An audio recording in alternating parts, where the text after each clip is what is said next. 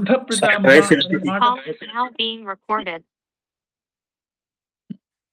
Anything ఏమో జరిగింది కానీ మీరు వాయిస్ కూడా ఓకే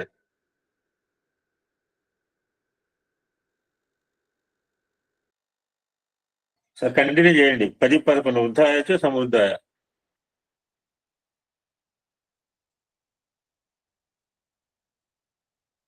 పుత్రుడుగా పుట్టాను నేను. 10-11 వృద్ధాయ సమృద్ధాయ. సో ఈ వృద్ధ అనేది ఈ వృద్ధ సమృద్ధాపరమైనటువంటి తత్వాన్ని దాని ఆది అన్ని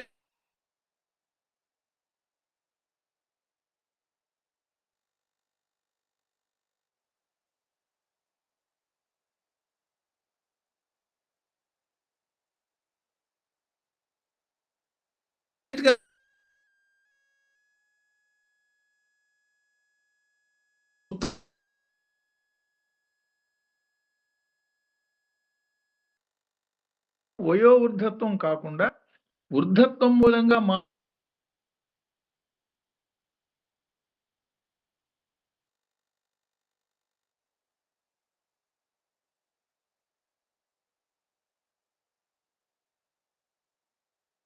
సార్ వాయిస్ రావట్లా. మానవుడు పొందాల్సింది. సో వృద్ధ అగ్రియాచ ప్రథమాయచ. ఈ అగ్రియ ప్రథమ అని అనేక రకాలుగా మనం చెప్పు. అగ్రి అంటే ప్రథమ మొట్టమొదటిది.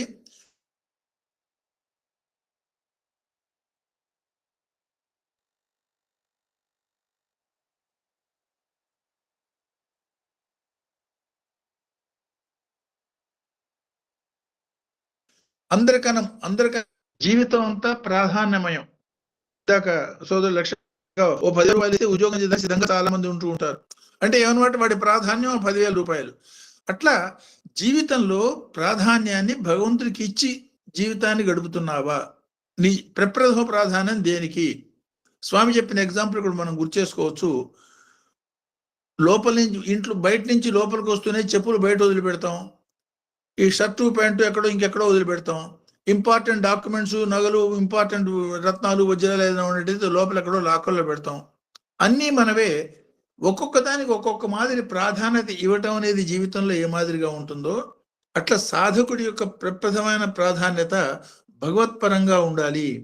అంటే భగవంతుడి యొక్క కార్యాచరణ, ఏ కార్యాచరణ మూలంగా భగవంతుడికి ప్రీతిపాత్రమో ఆ కార్యాచరణ పట్ల ఉండాలి అన్న సంకేతాన్ని ఆ అగ్రియ ప్రథమ ఆ నామాల్లో మనం చూడొచ్చు.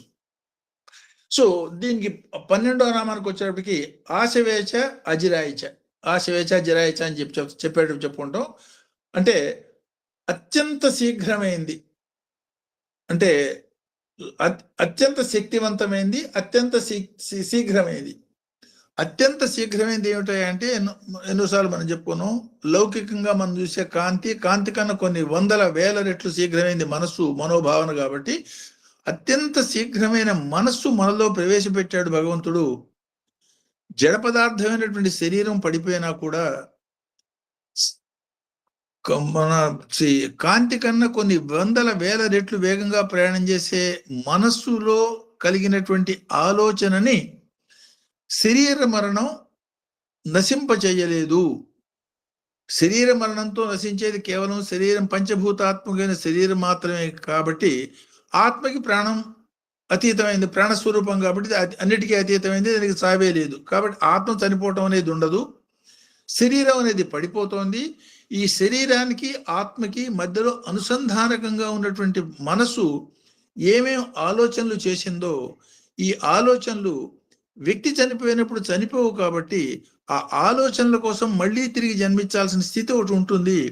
కాబట్టి ఆ మనసుని స్థిరం చేసి ఆలోచనారహితం, అంతకింద యుక్తకేశ అని చెప్పినట్టు ఏదైతే చెప్పారో అదే భావాన్ని సాధనాపరంగా ఇంకో మాదిరి ఇక్కడ చెప్తున్నారు.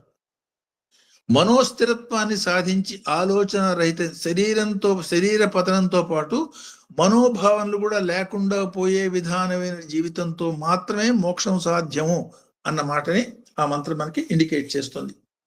సో ఈ 13, 14, 15 మంత్రాల్లో అంటే శీఘ్రయాచ, శీభ్యాచ, ఊర్మ్యాచ, స్వన్యాచ, మనస్సో తస్యాచ, దీప్యాచ, ఈ 3 మంత్రాలు పైకి చూడటానికి జల ప్రవాహాల్లో ఉన్నటువంటి తేడాలుగా మనకి పైకి కనిపించిన, అంటే వేగంగా ప్రయాణించే నీళ్లు, నిలకడగా అలల రూపంలో ఉపయోగించి, అలల రూపంలో ఊర్మ్య, లేదు గాఢ సముద్రంలో ఉన్నటువంటి స్థిరత్వం.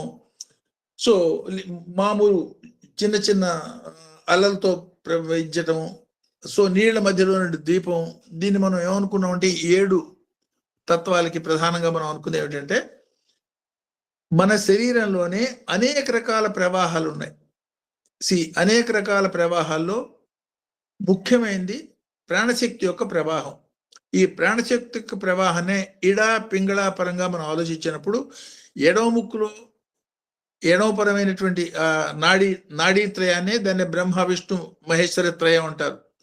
వెన్నుపూసలో మధ్యలో ఉన్నటువంటి 3 నాడుల్లో ఇడ, సుషుమ్న, పింగళ. ఆ సుషుమ్న నాడేమన్నా స్ట్రైట్ గా ఉంటుంది. ఇది ఒక ధనస్సును మనం చూసేటట్టయితే ఆ ధనస్సులో ఉన్నటువంటి నారిలాగా స్ట్రైట్ గా ఉంటుంది మధ్యలో ఉన్న సుషుమ్న. ఆ ధనస్సు యొక్క బద్ద ఎట్లా వంగి ఉంటుందో ఆ వంగి ఉంటూ ఉంటాయి ఇడ అండ్ పింగళ. ఒకటి కుడివైపు వంగి ఉంటుంది, ఒకటి ఎడం వైపు వంగి ఉంటుంది. ఒకదానికొకటి మెలికలు వేసుకున్న హెలికల్ స్ట్రక్చర్ లాగా పోతున్నట్టుగా మనకు కనపడుతూ ఉంటాయి. దీన్నే కాశీ క్షేత్ర పరంగా చూసేటట్టయితే గంగా నది ఉత్తరముఖంగా ప్రవహిస్తున్నదని, నారిలాగా ప్రవహిస్తుందని, ఇది కాశీ క్షేత్రం మాత్రం ధనురాకారంలో ఉందని, ఆ క్షేత్రమూర్తి అయినటువంటి పరమేశ్వరుడు ధర్మం అనే బాణాన్ని పుచ్చుకొని ఈ పాపుల యొక్క పాపాన్ని నాశనం చేసేదానికి కర్మల యొక్క కర్మక్షయం కోసం వెయిట్ చేస్తూ ఉంటాడనే పరంగా మనం చెప్పుకున్నాం. అంటే ఏమన్నమాట, మన మనస్సు చేసే ఆలోచనలు లోకపరమైనటువంటి అయ్యేటట్టయితే, ఇడాపరమైనటువంటి అయ్యేటట్టయితే మళ్ళీ పుట్టడం, మళ్ళీ చావటం అనేది, తిరిగి రావటం అనేది జరుగుతూ ఉంటుంది. పింగళాపరం కనుక అయ్యేటట్టయితే మంచి పనులు చేశాడు, ఆ మంచి పనులకి మంచి ఫలితం కావాలి కాబట్టి ఊర్ధ్వలోకాలకి పోయినాడు, స్వర్గలోక సుఖాలు అనుభవించాడు, ఆ మాదిరి జితి జరుగుతుంది. ఈ రెండింటినీ పట్టుకోకుండా సాధనా మార్గంలో మధ్యలో ఉన్నటువంటి సుషుమ్నాపరంగా నిన్న ఏకాదశి రుద్రాభిషేకంలో మన శరీరాన్ని చాలించేదానికి పరంగా ఏకాదశి తత్వాన్ని ఎట్లా అర్థం చేసుకోవాలో చెప్పుకున్నప్పుడు మాట చెప్పుకున్నాం. సో అంటే శరీరంలో ఉన్నటువంటి 9+1 దశరంధ్రాల్లోంచి కాకుండా ఏ బ్రహ్మరంధ్రం నుంచి శరీరంలోకి ప్రాణం ఆవాహన అయిందో దాన్ని తెరుచుకుని బయటికి పోయే విధానంగా కనుక జీవించగలిగేటట్టయితే అనే మాట అనుకున్నాం. ఆ మాదిరిగా ప్రయాణం చేయగలిగేదానికి సుషుమ్న నుంచి పోతున్నప్పుడు ఆ మాదిరి ప్రయాణం సాధ్యమవుతుంది. కాబట్టి ఆ మాదిరి సుషుమ్న నుంచి ప్రాణ నిష్క్రమణకే చేయవలసిన ప్రయత్నాన్ని యోగ సాధన పరంగా ఇందాక భజగోవిందంలో కూడా ఇవన్నీ చెప్పుకున్నాం. భజగోవిందంలో యోగరతేవ భోగరతేవ అనే మాటకి దానికన్నా ముందు ప్రాణాయామం, ప్రత్యాహారం, ఆసనం ఇవన్నీ చెప్పటంలో ఆ మాదిరి జీవితంతో యోగ సాధనా పరంగా నీ ప్రాణాలని నియంత్రించి ఊర్ధ్వముఖంగా తీసుకుపోయేదానికి ప్రయత్నం చేస్తే పొందవలసింది పొందుతావు అన్న సంకేతంగా. దీన్ని గీతలో చెప్పిన కృష్ణుడు అయితే ప్రాణాన్ని అపానంలోను, అపానాన్ని ప్రాణంలోనూ లయం చేసిన యోగి స్థిర మనస్కుడై యోగ మార్గంలో భగవంతుని పొందుతాడు, వాడు తిరిగి రాడు అన్న పరమైనటువంటి అన్వయంగా ఈ చివరి 3 మంత్రాల్లో సాధనాపరంగా మనం చెప్పడం చూడొచ్చు. ఈ మూడింటిని మనం ఏమనుకున్నాము, జలపరంగా, భూమిపరంగా, పంచభూతాల పరంగా చెప్పారు. పంచభూతాలకి ఆధారమైనటువంటి అష్టరుద్రమూర్తుల్లో ఉన్నటువంటి నామాలు ముందు చెప్పినప్పుడు అనువాకం చివరికి వచ్చేటప్పటికి మళ్ళీ భూతాత్మకంగా చూడటంలో అంతరార్థం మనం అనుకున్న మాటకి అప్పుడు అనుకున్న మాట, భూమికి ఆధారమైన జలం మనకి నిత్యకృత్యంలో అక్కడికి రావచ్చు, కానీ భూమి మీద ఉన్నటువంటి జలమే మనకి అక్కడికి వస్తుంది. అంటే భూమి మీద ఉన్న జలమే మన ప్రాణానికి ఆధారం అవుతుంది. కాబట్టి భగవంతుడు ఈ సృష్టిలో మనకి మన అవతారంలో అంటే ఒక్కొక్కడికి ఇచ్చిన జన్మలో ఇచ్చినటువంటి వనరుల్ని సద్వినియోగం చేసుకొని వీటికి అతీతమైన స్థితికి పోయేదానికి సాధనకి ఉపయోగించుకోవటం అన్న పరంగా ఈ 3 మంత్రాల యొక్క అన్వయం అవుతుంది.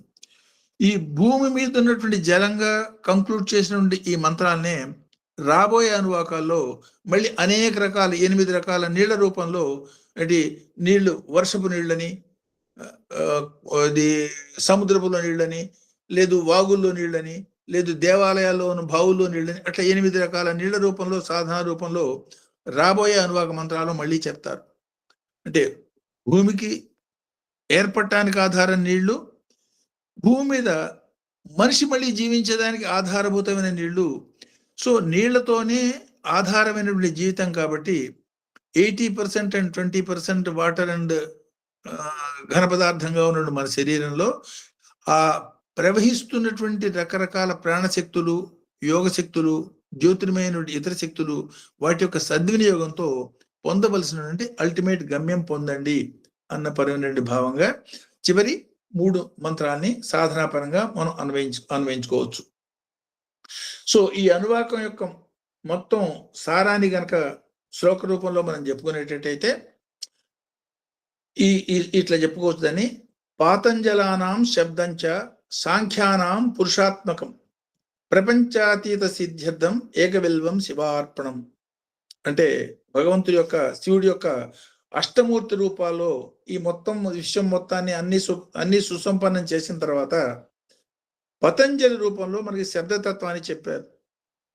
సో అంత క్రితం ఒకసారి చెప్పుకున్నాం. అకారం, ఐవున్, అరులుక్, శివుడి యొక్క డక్కా మోగించినప్పుడు వచ్చిన శబ్దాలు 14 శబ్దాల్లో ఈ విశ్వ ఆవిష్కరణ యొక్క రహస్యాన్ని అందులో ఏదైతే ఇండికేట్ చేశారో, పతంజలి మహర్షిగా ఈ శబ్దావిష్కరణ చేసినటువంటి, అంటే ఈ శబ్దతత్వాన్ని మనకి చెప్పిన పతంజలిగా సాక్షాత్ భగవంతుడే మనకు ఆ రహస్యాన్ని చెప్పాడు అనుకోవచ్చు.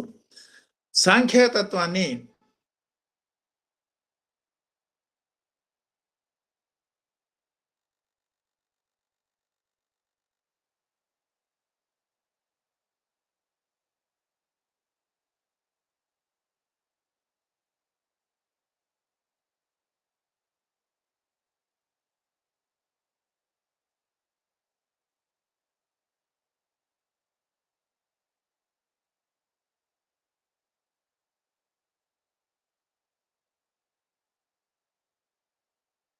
సమర్పిస్తున్నాను స్వామి అన్న పరంగా ఈ 5వ అనువాకం యొక్క 15 మంత్రాలు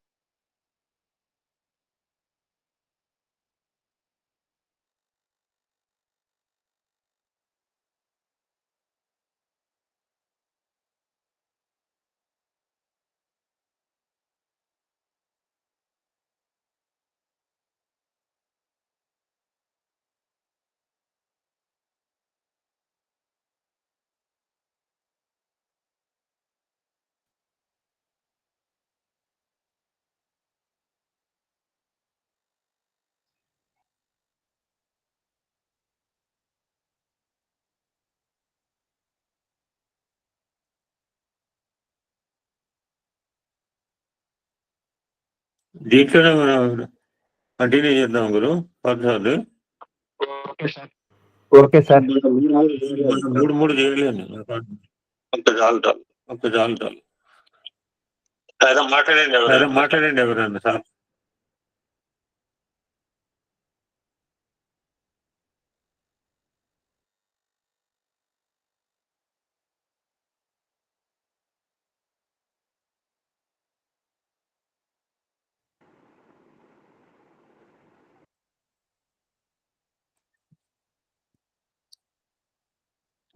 సరే మాట్లాడండి సాయిరామ్.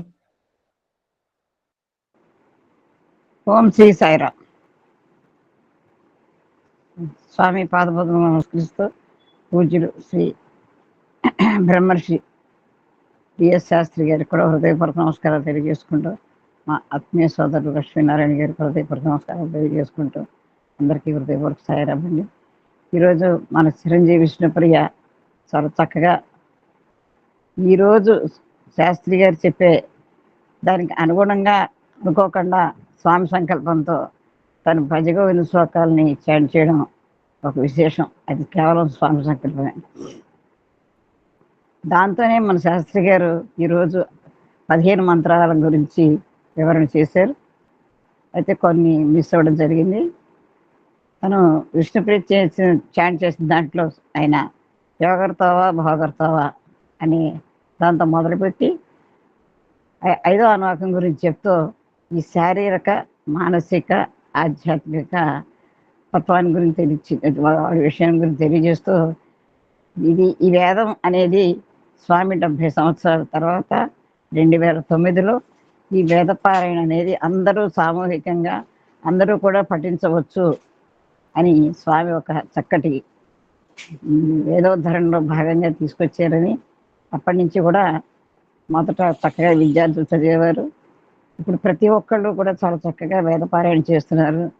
దానికి అద్భుతమైన నిదర్శనము 2 భాగాలు మనకి ఏఎస్వి వేదిక మీద అద్భుతంగా మనకి జరిగాయి.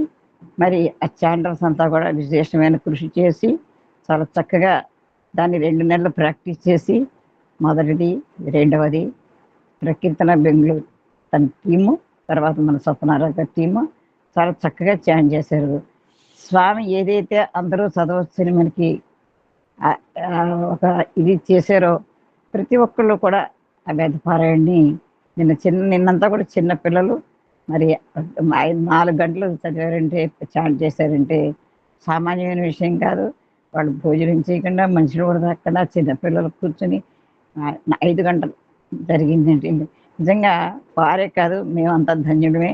అంత గొప్ప వేద పఠనాన్ని 80 ఏళ్లలో ఆ రుద్రం యొక్క ఆ వైబ్రేషన్స్ నిజంగా చేయంటే అది తలుచుకుంటే కలమ నీళ్ళు వస్తున్నాయి. ఎందుకంటే ఆర్తితోటి, ఆనందంతో.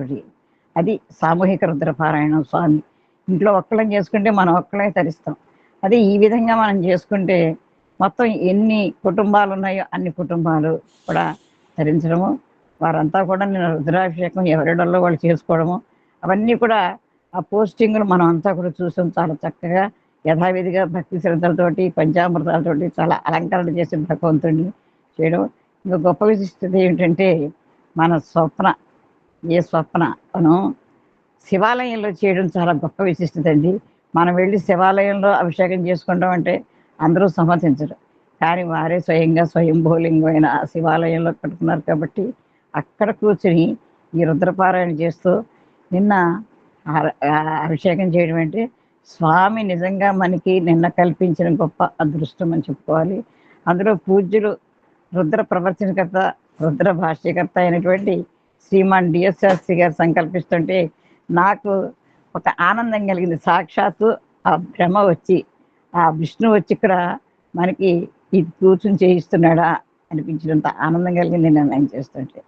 ఈ విధంగా నిన్నటి కార్యక్రమం మాకు టైం చాలా అయిపోయింది, మాట్లాడే అవకాశం లేదు కాబట్టి దీనికి కృషి చేసినటువంటి, సంకల్పం కలిగినటువంటి, అనుగ్రహం కలిగించినటువంటి స్వామికి, సంకల్పం కలిగినటువంటి సోదరుడు పూజ్య లక్ష్మీనారాయణ గారికి, అది సతీమణికి, మరి నిన్న ఇంతవరకు రికార్డింగ్ చేసి సహకరించినటువంటి మన పార్థసారథి గారు, పద్మభయ్య, ముఖ్యంగా చాట్ చేసిన వారండి. ఎంత ఓపికతోటి ఒక్క తప్పు కూడా లేకుండా స్పష్టంగా చాట్ చేసి స్వామికి సమర్పించినందుకు, వేద పుష్పాంజలిని సమర్పించినందుకు ప్రతి ఒక్కరికి పేరున హృదయపూర్వక ధన్యవాదాలు, స్వామి ఆశీస్సులు తెలియజేసుకున్నాం.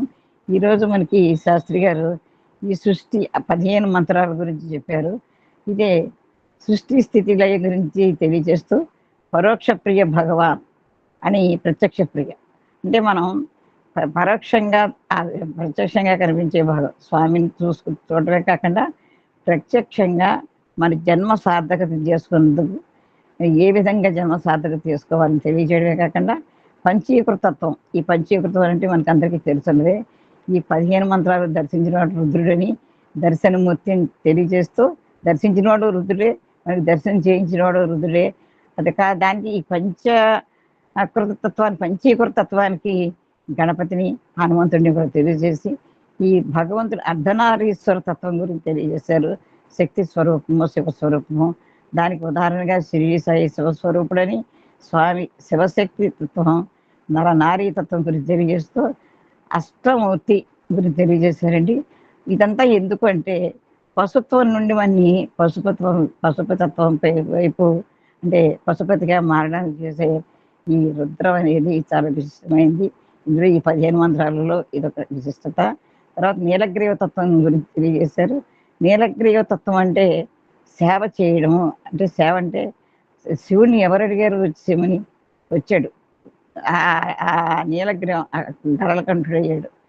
ఆ విధంగా సేవ అనేది ఉన్నప్పుడు మనం ఆ విధంగా స్పందించాలి. ప్రతి మంత్రము కూడా మన నిత్య జీవితంలో లౌకికంగా, ఆధ్యాత్మికంగా ఏ విధంగా మనం నడుచుకోవాలని తెలియజేస్తుంది. తర్వాత దాన్నే స్థితికంఠ తత్వం చెప్పారు. కపల్తీక తత్వం చెప్పారు.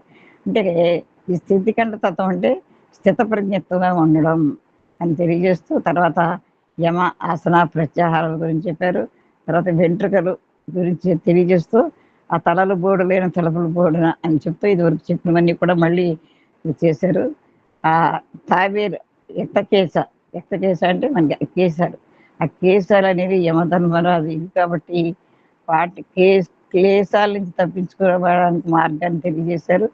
దానికి ఉదాహరణగా తాబేలు ఏ విధంగా అయితే అన్ని లోపలికి ముడుచుకుంటుందో అని తెలియజేస్తూ, భగవంతుడు ఎవరు చూస్తారులే మనకి మనం చేసే పని అని అనుకుంటాం, కానీ భగవంతుడు అనేవాడు చూస్తాడు. సహస్రాక్ష సహస్రపాద్, ఆయనకి 1000 కళ్ళు, 1000 కళ్ళు అంటే 1000 కళ్ళు కాదు, ఇది సృష్టికి ఎంతైతే ఉందో అటువంటి సహస్రాక్షుడు చూస్తాడు అనే దానికి స్వామివారి ఉదాహరణ తెలియజేశారు. ఆ కుర్రవాడు సిగరెట్ గురించి దాని గురించి తెలియజేశారు. తర్వాత అలా చేయొచ్చా, అది చేయొచ్చా ఇవన్నీ చెప్తూ 6వ అనువాకంలో మరి వ్యాపకతత్వం గురించి తెలియజేశారు. తర్వాత మన సాధన లౌకికంగా లౌకికత్వం నుంచి ఆధ్యాత్మిక ప్రయాణం చేయడానికి తెలియజేశారు. ఈ పంచతత్వం, పంచమే ప్రపంచం, ప్రపంచం, పంచభూతాలతో కూడింది ప్రపంచం అని తెలియజేసి, ఈ మంచి చెడు మనం ఈ భూమి మీద పుట్టాం కాబట్టి, అసలు మానవ జన్మ ఎత్తాం కాబట్టి మంచి చెడులు అనేవి తెలియజేసుకోవడానికి భూతత్వం గురించి తెలియజేస్తూ, ఆ భగవంతుడి అనుగ్రహ వర్షం ఆయనే ఇస్తాడు, ఆగ్రహ వర్షం ఆయనే ఇస్తాడు. ఈ విధంగా మరి విశ్వవ్యాపకత్వం గురించి అనోరణీయాన్ మహితో మహియాన్ 8 వాటి గురించి చెప్తూ, మరి బృహత్తత్వం అనమాట. అనోరణీయాన్ మహితో మహియాన్ అణుతత్వం నుంచి బృహత్తత్వం వరకు కూడా తెలియజేశారు. ఇది ఏ విధంగా మనం సాధన చేయాలి, ఇలా పెంగళ పరంగా చేయాలి అంటే ఇలా మంచి తత్వం, మంచిని చెడుని వదిలేసి మంచిని పట్టుకుని సుషుమ్న నాడి ద్వారా మనం ప్రయాణం చేయాలి. తర్వాత ఈ భూమి అంతా కూడా జల నుంచే వచ్చింది భూమి. అయితే ఈ భూమి మీద వస్తున్న నీరు జీవనాధారమైన నీరు, ఎందుకంటే నీరు రకరకాలుగా వస్తుంది. వర్ష రూపంగా ఉంది, సముద్ర రూపంగా ఉంది, రకరకాలుగా ఉంది. కానీ మనకి అందులో ఏది ఉపయోగం, మన జీవనతత్వానికి ఏది ఉపయోగమో ఆ నీటిని ఉపయోగించుకునే విధానం చేశారు. పతంజలి యోగ శాస్త్రం గురించి, యోగా ఇది గురించి తెలియజేశారు. ఈ విధంగా చాలా విషయాలు తెలియజేశారు. కొన్ని మధ్యలో బ్రేక్ వేయండి. నేను విన్న మటుకు, నాకు అర్థమైన మటుకు ఇంతవరకు నేను స్వామి అనుగ్రహంతో చెప్పగలిగాను. సాయిరాం ఈ అవకాశం ఇచ్చినందుకు మన స్వామితో కూడా నమస్కారం తెలియజేసుకుంటూ జై సాయిరాం. అంటే ఎసెన్స్ చివరి ఒక మాట ఏంటంటే, శరీరం పడిపోతుంది కానీ మనసులో ఆలోచనలు పడిపోవు. చాలా మంది శరీరం పడిపోతున్నాం, శరీరం ఎప్పుడైనా పడిపోవాలి, ఎవరికైనా పడిపోవాలి, అవతార పురుషులు కానీ పడిపోయింది కదా. శరీరం పడిపోయినా మనసులోని ఆలోచనలు పడిపోవని చెప్తున్నారు స్వామి. అది సార్ సత్యం అన్నమాట, కరెక్ట్. ఆలోచనలు పడిపోయినంత కాలము మళ్ళీ ఈ సైకిల్ తప్పరు కదా సార్. అంతే, ఎగ్జాక్ట్లీ అంతే.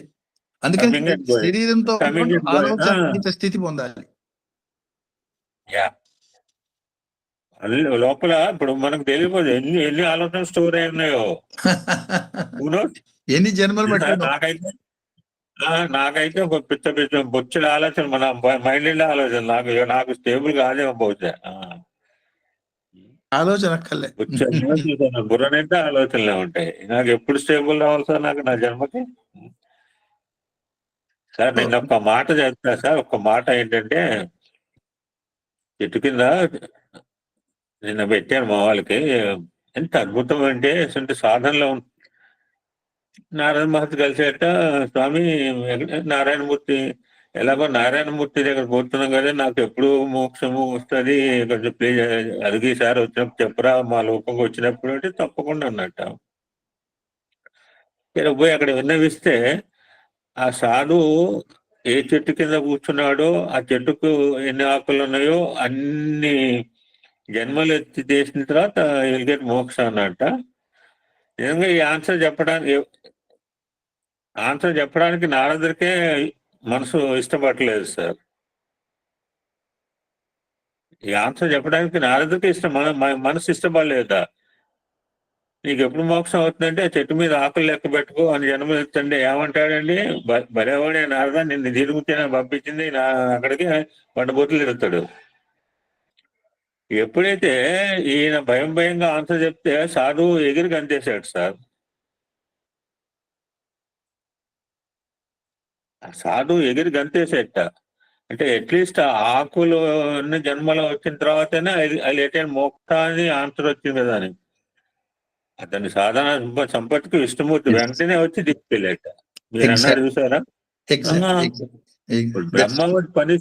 బ్రహ్మ పనిస్తుడు కట్ ది హెడ్. శ్రీకాళహస్తి ముగ్గురికి మోక్షం ఇచ్చాడండి. ఒకడికేమో తలకాయ తీశాడు, 3 జీవరాశులకు మోక్షం ఇచ్చాడండి. వీడి పాండిత్యం ఏంటి, వీడి ఎక్కడ విద్యను అభ్యసించినాయి, ఎక్కడ జ్ఞాన సముపార్జన చేసిన జీవరాశులండి. అందుకని మీరు చెప్పిన తర్వాత ఇప్పుడు బాగా ప్రతి దాంట్లో కూడా చైతన్యం ఉన్నది. ఇట్ మే బి లెవెల్స్ తేడా ఉంటున్నాయి, ఎక్కువ తక్కువ. చైతన్యం లేని పదార్థం లేదు, నో జడ పదార్థము. ఈ రుద్రం ఎఫెక్ట్ సార్ మాకు తెలిసింది. రుద్రం తెలియదు sir. I'm basic science student. I know the Jagadish Chandra Bose ఆకలికి వెళ్తే నీళ్ళు వస్తాయి, రబ్బర్ చెట్టుకి వస్తే కన్నీరు పాలులాగా పట్టుకున్నాం, దట్స్ డిఫరెంట్. బట్ ఇప్పుడు ఇది మీకు రాయి కావచ్చు. నిన్న మొన్న చీర ఏడ్చిందంటే మా చీర ఏడ్చిందండి. అరే 100 చీరలో 96 చీరలు ఆయన మహనీయుడు స్వామి చేతుల్లోకి వెళ్ళి వితరణ జరిగినాయి. మేము అదే మిల్లులోంచి వచ్చాము, మరి అన్ని నెగసీలు పొందాము, మా అవస్థ ఏంటని చెప్పేటప్పటికి మళ్ళీ స్వామి వచ్చే నెలకు కూడా ఇచ్చేటండి. నేను చెప్పినప్పుడల్లా ఇంకొక ఎగ్జాంపుల్ చెప్తుంటా. చీరల ఎగ్జాంపుల్ వచ్చినప్పుడల్లా నేను ఒకటి రెండుసారి మల్టీ రిలీజియన్ మీటింగ్లో చెప్తాను అనమాట. ఒకసారి చెప్తే చాలా ఈద్గాలో ఆశ్చర్యపోయింది వీళ్ళు. ఆ ప్రవక్త దగ్గర ఎప్పుడు 2 చెట్లు ఉండేది సార్, వి షేప్ లో ఉండేట. ప్రవక్త మాట్లాడినప్పుడు ఆయన క్యాంపస్ లో ఉంటే జనరల్ బయటకు రావటము, ఆ చెట్టు అనుకుని నుంచోటము, ఆయన ఉపదేశాలు చేయటము చేస్తుంటే ఎప్పుడు కూడా ఆయన కావాలని చేయలేదు. రావటము మా ఇంట్లో నీ రూమ్ లో ఉంటే ఆ రూమ్ లో పోతే 3 చైర్స్ ఉంటాయి సార్, నేను ఒకటే కూర్చుంటా. అంటే మిగిలిన నాకు ఇష్టం కాదు, మంచం ఇష్టమే, మిగిలిన 2 చైర్లు ఇష్టమే. బట్ నాకు నార్త్ స్వామి పక్కన సింహాసనం పక్కన ఒక కుర్చీ ఉంటుంది, మా ఇంటికి వచ్చిన వాళ్ళకి ఆ చైర్ నాకు. ఆయన కావాలని ఒక చెట్టుగా అనుకునే ఉపదేశం చేయడు. బట్ చూసి 2వ చెట్టు వాపోయేది సార్. ఏమి అదృష్టం చేసుకునేది ఆ చెట్టు. ఎప్పుడు కూడా ప్రవక్త దాని నుంచి టచ్ ఆ భాష ఈయనకు వినపడి నవ్ హీ టు చేంజ్. కాసేపు ఒకసారి ఆ చెట్టు, ఒకసారి ఈ చెట్టు చూడండి. ఇది సార్ మీరు చెప్పిన టోటల్ 5వ అనువాక సారం అంటే ఇది సార్. వండర్ఫుల్. సరే సార్, కొంచెం చిన్న ఒక చోట అర్థం అవ్వలేదు సార్. యమ, ఆసన, ప్రత్యాహార, ఇంకో 2 చెప్పారు, ఒకసారి చెప్పండి సార్. శాస్త్రి గారు సాయిరాం. శాస్త్రి గారు సాయిరాం. ఆహారం అంటే నోటితో తీసుకునేది కాదు, ఇంకో 2 చెప్పారు. యమ, ఆసన, ప్రత్యాహార తెలుసు, ఇంకో 2 చెప్పారు. అవి చాలాసార్లు అనుకునే రిఫర్ అయితే కానీ అష్టాంగ యోగ మార్గం అందులో ప్రత్యాహారం అంటే ఇంద్రియాల ద్వారా, ఆహారం అంటే నోటితో శుద్ధలు. ఆ 3 తెలిసే, ఇంకో 2 చెప్పారు. దానివల్ల అది ఇంకోసారి తెప్పిద్దాం. Not now. ఎల్ఎస్పి గారు మాట్లాడండి.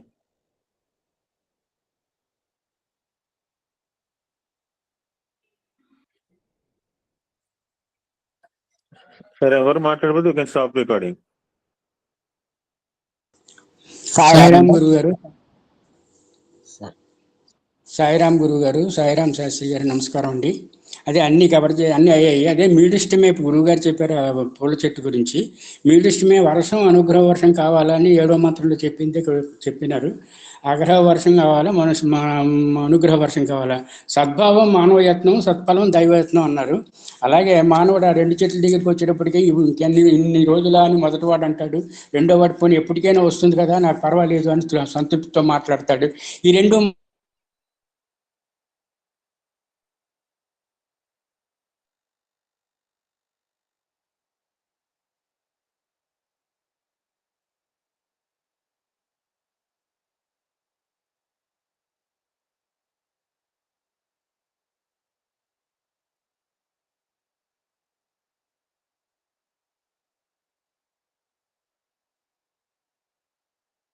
గొట్టిపల్లి రాజమ్మ గారు. సాయిరామ్ అండి. సాయినాథుడికి సాష్టాంగ నమస్కారాలు. శాస్త్రి గారికి, లక్ష్మీనారాయణ దంపతులకు నమస్కారాలండి. నిన్న చాలా బాగుండింది. సంకల్పం చెప్పినప్పటి నుంచి నేను ఉన్నాను, చెల్లు పెట్టుకున్నాను. ఆ ప్రకారంగా మేము ఇంట్లో అన్ని తెచ్చుకొని మా చెల్లెలు మరిది మా మనవడు నేను అభిషేకం చేసుకున్నాము. ఇంట్లో బాగు చేతనైనంత వరకు అది వింటూ చేసుకున్నాము. అది మా అదృష్టంగా భావిస్తున్నాము మేము. ఆ విధంగా మీరందరూ సామూహిక ఆ సంకల్పము అది చెప్పు ఆ రుద్రపారాయణ చేస్తుంటే చాలా ఆనందంగా ఉండింది. అది పెట్టుకొనే ఉన్నాము. చాలా సంతోషము. మేము నిన్న చాలా ఆనందించి చాలా బాగా ఉంది మాకు. అది చెప్పడం మా అదృష్టము. అది చెప్పంగా భావిస్తున్నాను. శాస్త్రి గారు మీరు బాగా చెప్పారు. శాస్త్రి గారు నిన్న ఒకటి అన్నారు, దశ దశ దిశ అని వాడారు. దశ దిశ విధాలుగా ఆ రావణాసురుడు ఎన్నో శక్తులు సంపాదించాడు. ఎన్నో శక్తులు ఉన్నాయి. దశ కంఠుడు అయిన కానీ మానసికంగా ఆయనే గొప్ప ఇది సాధించలేదు కాబట్టి సర్వనాశనం అయినాడు అని చెప్పి నిన్న అన్నారు. అదే దశ విధాల అది మంచిగా మనము సాధించాలి. దశ దిశ విధానాలు అని చెప్పి అన్నారు. పారాయణ ఎడం చేతి వేళ్ళేమో కర్మ సిద్ధాంతము, కుడి చేతి వేళ్ళేమో 5 వేళ్ళు జ్ఞాన సిద్ధాంతం అని చెప్పి అన్నారు. అది నిన్న ఒకటి గుర్తు పెట్టుకున్నాను నేను బాగా. నిన్న ఈ 5 గంటల సేపు చేసిన పారాయణ అది ఏమన్నారంటే అవి ఆ సామూహిక పారాయణ అవి మనకు ఆయుధాల్లాగా అవి ఉపయోగపడతాయన్నారు. ప్రపంచ అని ఒక మాట అన్నారు. పంచి అనంతము విశ్వము అని ఒక మాట అన్నారు. పంచబ్రహ్మలు పంచభూతాలు అని ఒక మాట అన్నారు. ఇంకోటి ఈ ఈ బ్రహ్మ సృష్టి చేస్తాడు.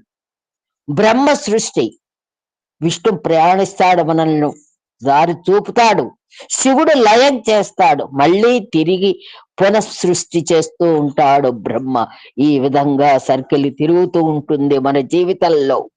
ఈ జంతువులు మనుషులకు పరో తత్వముగా ఈ మంత్రాలు పరో అంతర్తత్వంగా ఉపయోగపడతాయి. ఎందుకోసం జన్మ వచ్చిందో అది సార్థకం చేసుకోవడం, పంచముఖముగా పంచబ్రహ్మలుగా మనము స్వార్థకం చేసుకోవాలి. పంచీకృత హనుమంతుడు అన్నారు, గణేశుడు అని కూడా అన్నారు పంచముఖ తత్వానికి అని చెప్పారు. ఇది మంత్రాలు సమిష్టి. ఈ సమిష్టి ద్రష్ట అనే మాట వాడారు. సత్యమేవాయిచ మంత్ర రూపము. ప్రతి మాట మంత్రము. స్వామివారు మాట్లాడే ప్రతి మాట మనకు మంత్ర రూపంగా మనం భావిస్తున్నాము. మహాశంభో వేద ద్రష్ట అన్నారు. ఒక్కొక్క మంత్రానికి రూపం ఉంటాయి అన్నారు. మంత్రానికి రూపం ఉంటుంది అన్నారు. ఇది శివశక్తి రూపము. షిరిడి సాయిబాబా శివశక్తి రూపం, సత్య సాయిబాబా శక్తి స్వరూపంగా ఇద్దరు వచ్చారు భూమి మీదికి. శివ అవతారం షిరిడి సాయిబాబా, శివశక్తి రూపమే ఈ ఇద్దరు అవతారాలు. జల అగ్ని భూ సర్వ పశుపతి ఈ వాక్యాలు మళ్ళీ చెప్పారు. ఈ నిప్పు నీళ్లు రెండూ కూడా ఒకటికి ఒకటి ఆధారంగా ఉంటుందన్నారు. రెండు ఉండాలి. అత్యంత ఘన స్వరూపము అన్నారు. ఈ 4 తత్వాల ద్వారా భగవంతుడు. అమ్మగారు ఒక్క నిమిషం అక్కడ ఆగండి. చెప్పినప్పుడు యాక్చువల్ గా రెండు క్వైట్ కాంట్రాస్టింగ్. కాంట్రాస్టింగ్ అంటే వ్యతిరేకం. 4 తత్వాలు కూడా వ్యతిరేక తత్వాలు, రెండు కూడా అపోనెంట్ తత్వాలు. భూమికి నిప్పుకి నీరుకి పడదు కదా. అవును. అదొకటి. దాని తర్వాత భూమి అంటే మోస్ట్ హెవియెస్ట్ ఘనాల్లో ఈ పంచభూతాల్లో ఎక్కువ ఘనమైంది, ఎక్కువ బరువైంది ఇదైతే దానికి ఆపోజిట్ తత్వం ఏంటంటే కంటి మైక్రోస్కోప్ లో కూడా చూడని సూక్ష్మాటి 1,00,000 సార్లు రాసుకో. ఒకసారి 1,00,000 సార్లు రాసుకుంటావు ఏం కనపడతారు. ఇక్కడేమో ఒక పక్కనేమో స్థూలం పెట్టారు, ఒక పక్కనేమో అసలు ఏమి కనపడిన తత్వం. ఈ 4 తత్వాలు కూడా ఫస్ట్ మంత్రాల్లో ఉన్న 4 తత్వాలు కూడా భవాయ 1, 2, 3, 4 మంత్రాలు నామాలు ఉన్నాయి కదా, ఆ 4 అవును. నామాలు కూడా తత్వాలు ఎటువంటి అంటే క్వైట్ కాంట్రాస్టింగ్. భవాయిత, రుద్రాయిత, సర్వాయిత, పశుపతి, ఇవి తత్వాలు కూడా వాటిలో ఉన్న తత్వాలు పరబ్రహ్మ తత్వాలు సుప్రీం స్టేట్ నుంచి చివరికి వచ్చే మరలా కామన్ ఈ యొక్క వరుణ వర్షం అంటే ఎవరు వరుణ సుప్రీం పరబ్రహ్మ తత్వంలో ఫస్ట్ లో ఎక్స్ప్లెయిన్ చేసి మరలా పంచభూత కామన్ స్టేజ్ కి తీసుకొచ్చారు చివరికి ఆ జలవన్ దగ్గరకు వచ్చేటప్పుడు. ఓకే, చెప్పండి. ఆ మాట correct. రాబోయే మంత్రాల్లో ఇంకా మళ్ళీ సూక్ష్మ ఇంకా ఇతర జలాలు కూడా చెప్తాడు. కరెక్ట్ ఆ మాట. బహుశా చూడండి, అంటే సిస్టమేటిక్ అనమాట. అసలు రుద్రం అంటే కూడా చూడండి సార్, స్వామి మెసేజ్ కూడా ఎలా అల్లుతారంటే నెక్స్ట్ దానికి ఒక మాట పెట్టుకుని దాన్ని కంటిన్యూ చేస్తారు సార్. ఇప్పుడు కూడా రుద్రం చూడండి, రాబోయే అనువాకంగా జలంతో ఎండ్ చేసేసారు. గ్రేట్. అవును అవును. సుగ్రీవాచ అన్నారు, మనకు నీలగ్రీవాయచ అన్నారు, కపర్ధి అన్నారు. ఈ నీలగ్రీవాయచ అనేది శివుడు చేసిన పనిని మనం నీలగ్రీవాయచ అని మనము అనుకుంటున్నాము. సహజమైన ఆతురతో శివుడు చేసిన పనిని అని ఎటువంటి ఆలోచన లేకుండా ఆ శివుడు చేసిన పని. తర్వాత పశుపతి కావాలా అన్నారు, మచ్చలేని జీవితం గడపాలి అన్నారు.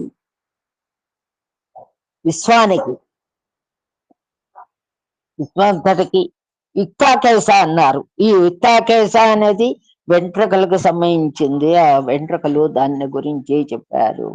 దాని గురించి యముడి దగ్గరికి వెళ్ళడం, మళ్ళీ తిరిగి రావడం, ఇటువంటివి కాకుండా మనము జీవన్ముక్తిని పొందాలా అన్నారు. యముడి దగ్గర పోవడం, మళ్ళీ పుట్టడం, మళ్ళీ ఈ విధమైన సర్కిల్ లేకుండా మళ్ళీ ఈ పుట్టడం అనేది లేకుండా చేసుకోవాలన్నారు. ఇవి చాలా బాగున్నాయి. సహస్రాక్ష అన్నారు, సర్వదర్శనం చేసుకోవాలని. ప్రతి కర్మకు ఒక శిక్ష అని ఉంటుంది, మంచిది గాని చెడు గాని మోక్షం గాని. ప్రతి కర్మకు 2 ఉంటాయి అని అన్నాను. ప్రతి కర్మ ఫలితమే. పశుపతి కావాలి. శివిష్టాయచ అన్నారు, వ్యాపించే తత్వం అన్నారు. మనస్సుకు సాధన అసాధన 2 ఉంటాయి. సాధన చేసేవాడికి సాధన, చెయ్యని వాడికి అసాధన అన్నారు, ఉంటూ ఉంటాయన్నారు. ఈ ఆనందమయం చేసేదే సాధన అన్నారు. స్థిర మనస్తత్వం ఉండాలా అని అన్నారు. మేధిష్ట శిశుపతి, త్రిగుణాత్మకమైన ఇది త్రిగుణాత్మకమైన అతీతంగా ఉండాలి అన్నారు. ఇవన్నీ చాలా బాగున్నాయి. ఇవన్నీ మీరు చెప్పడం వినడం చాలా 15 ద్రష్ట అన్నారు. వామన విశ్వవ్యాపకమైన పరమాత్మ అన్నారు. దేన్ని నిర్లక్ష్యం చెయ్యవద్దని ఒక మాట అన్నారు. చిన్నతనంలో నేర్చుకున్నదే మన జీవితంలో పెద్ద అయిన తర్వాత రాబో కాలంలో అవి ఎంతో మన మోక్షిత లాగా అన్ని ఇవన్నీ చెప్పింది భజగవంత శ్లోకాలు. ఆ విధంగా చిన్నతనంలో అర్థం కాకపోయినా కొంత వయసు అయిన తర్వాత దాని అర్థం తెలుసుకొని అమ్మాయి ఎంతో గొప్పదవుతుంది. చాలా బాగున్నాయి. ఈ 11 వచ్చారు. వృద్ధాయిత సముద్రాయిత అన్నారు. వృద్ధ సమృద్ధ అనేది చెప్పారు ఎంతో ముందు. కేవలం వయోవృద్ధ అని మాత్రమే కాదు, జీవితంలో వృద్ధాప్యపు అది కూడా నేర్చుకోవాలి. అజ్ఞాయిత అన్నారు, అది కూడా చాలా ఉంది. జీవితం అంతా సాధన పరంగా ఉండాలి. ప్రాధాన్యత జీవితంలో ఒక్కొక్క దానికి ఒక్కొక్కటి అని అన్నారు. ప్రాధాన్యత ఇవ్వాలని ఒక్కొక్క దానికి ఒక్కొక్క ప్రాధాన్యత. అగ్రాయచ ప్రథమ అన్నారు. ఇవన్నీ చాలా బాగున్నాయి. శ్రేష్టమది. లౌకికమైన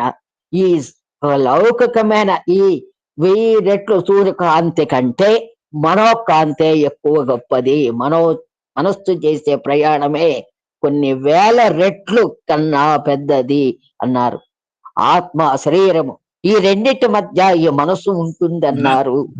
మొన్ననే కదమ్మా మనం స్వామి చెప్పింది 3 రకాల ఆకాశాలు 2 రోజుల క్రితమే కదా డిస్కస్ చేసుకున్నాం. అవును చెప్పారు, మీరు చెప్పారు. చెప్పారు రెండు చెప్పారు. రోజులే 2 రోజులే అయింది సార్. ఈ అవును 3 రకాల అవును ఈ 3 రకాల ఆకాశమే సాంగ్ సత్సంగం వీళ్ళకి చెప్పానండి. అవును చెప్పారు చెప్పారు. మనస్సు స్థిరంగా చేసుకోవాలన్నారు 13, 14, 15 ఏళ్ళు. శ్రీఘ్రాయచ శీఘ్రాయచ అనే ఈ 2 మంత్రాలు జలం గురించి చెప్పారు. స్థిరమైన జలము, ప్రవహించే జలము, ఇవన్నీ చెప్పారు. చాలా బాగున్నాయి. ఇది పుష్ప ఇళా పింగళ ఈ ధనస్సు లాగా ఉంటుంది అన్నారు. ఇది చాలా బాగుంది. ఇటువంటి పారాయణ మీరు నిన్న చేయడం, ఈ రోజు దాని గురించి చెప్పడం, ఇంకా మేము చెప్పేవి చాలా వినాల మేము. చాలా బాగుంది. ఈ ఈ శివుడికి ఈ మీ పుష్పాలు అర్పిస్తున్నాను. సాయిరామ్ అండి, సాయిరామ్. సరే గురుగారు, ఒక్క మాట మాట్లాడతాను. స్వామి పాద పద్మాలకి శతకోటి వందనాలు. గురువు గారికి, అమ్మగారికి, శాస్త్రి గారికి తల వంచి పాద నమస్కారాలు. శాస్త్రి మీరు అన్నది ఒక్కటి నాకు అంటే చాలా లోపలికి వెళ్తుంది, కొన్ని డీప్గా వెళ్తాయి. పశువు నుండి పశుపతి అవ్వాలంటే నేను అనుకుంటున్నది ఏంటంటే, మనలో ఉన్న పశుత్వమైన గుణాలని తీస్తే మనం పశుపతి అవుతామని నాకు అనిపిస్తున్నదండి. అంటే కామ, క్రోధ, మోహమ, ఆశ్చర్య ఇవన్నీను నేను అలా అర్థం చేసుకున్నాను. అది కరెక్టా కాదో నాకు తెలియదు సార్.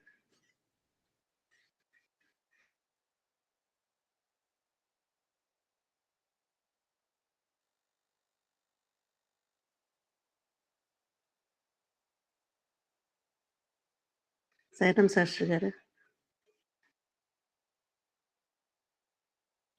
Absolute correct. అర్థం చేసుకునే విధంగానే అర్థం చేసుకున్నాం. అంతకంటే ఏం కావాలి? ఓకే గురుగారు, థ్యాంక్ యూ సార్. అవి ఉన్నంత వరకు మనం అంతే, అవి ఉన్నంత వరకు అంతే. అవి లేకపోతే రెండవది పచ్చిపోతే అయిపోతాం.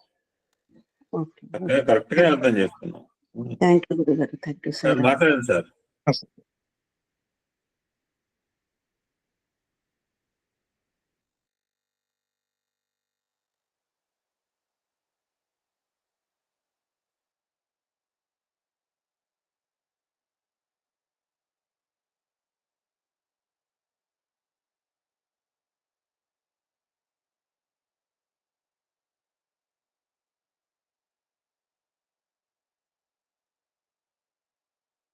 పాచారానికి ఆపేసి